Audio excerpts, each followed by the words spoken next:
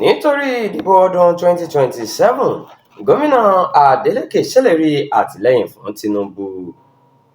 Gómìnà ìpínlẹ̀ Ọ̀ṣun Sẹ́nitọ̀ Adémọ́lá Adeleke ti kéde fún gbogbo ayé pé gbọ̀ngbọ̀n lòun yóò dúró ti ààrẹ Bọ́lá Tinubu lórí ìdìbò sáà kejì rẹ̀ lọ́dún 2027.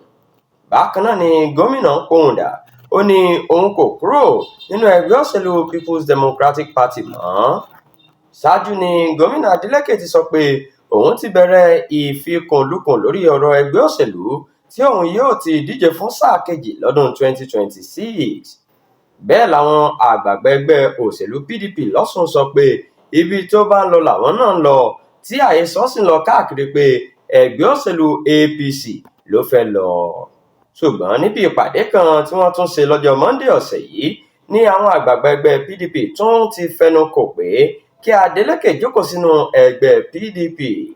Wọ́n ṣàlàyé pé lẹ́yìn ìfikùnlukùn tí àwọn ṣe pẹ̀lú onírúurú àwọn èèyàn ní ìlú, ló di mímọ̀ pé gbogbo ayé ló fẹ́ràn Adeleke, tó bá sì díje lọ́dún 2026 yóò wọlé.